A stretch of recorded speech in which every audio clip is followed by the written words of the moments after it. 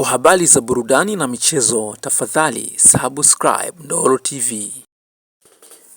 Fiston Kalala Mayele kwenye ligi yetu ya Tanzania sio mgeni, kwenye masikio ya Watanzania sio mgeni, kwenye masikio ya mashabiki wa soka barani Afrika sio mgeni. Fiston Kalala Mayele amepitia vilabu vikubwa sana. Amepita Young Africans, amepita Pyramid. Unapozungumzia Pyramid, tayari ni mtu ambaye CAF Champions League Mayele ana medali ya klabu bingwa Afrika. Kwa hiyo sio mchezaji mdogo kama unavyomsikiliza, ni mchezaji mkubwa sana kwenye bara hili la Afrika. Mayele amecheza kombe la dunia, World Cup.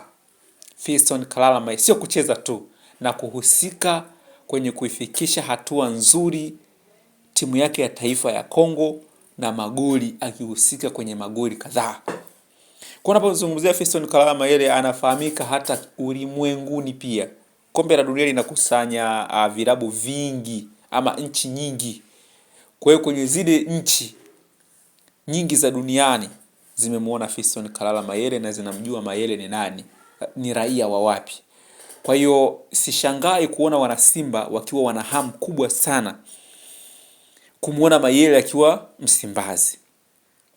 Ila kitu kimoja ambacho ningetaka kuwashauri au kushauri uongozi wa Simba, kitu ambacho Young Africans anakiwini ni maelewano ya viongozi. Viongozi mkielewana, hata wanachama ni rahisi kuwaelewa. Viongozi mkiwa hamuelewani, hata wanachama sio rahisi kuwaelewa.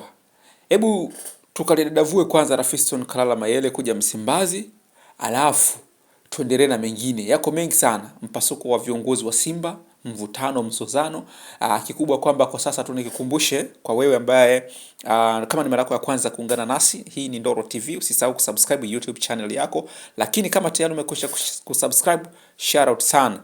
Lakini pia nikukumbushe, comment ni muhimu. Unaweza kachangia kwa kile ambacho tunakwenda kudadavua kwa siku ya leo. Lakini pia kwenye mitandao mingine yote ya kijamii tunapatikana, ikiwepo Instagram, TikTok, Facebook, tunapatikana kama Ndolo TV. Usisahau kutufollow TikTok, usisahau kutufollow Facebook, usisahau kutufollow Instagram kwa ajili ya taarifa mbalimbali za burudani na michezo. Lakini pia hapa YouTube ndio mji wetu wa kujidai. Tunakichafua kinyama, uchambuzi ni wa muda mrefu na tunachambua zile ambazo tayari sio tetesi, saini ambazo tayari zimekwisha kunaswa na vilabu mbalimbali, kwa sababu dirisha la usajili hili kubwa linaelekea ukingoni. Kwa hiyo wanakuambia biashara ni asubuhi, jioni ni mahesabu. Tunataka tuangalie mahesabu ya Simba, tuangalie mahesabu ya Young Africans.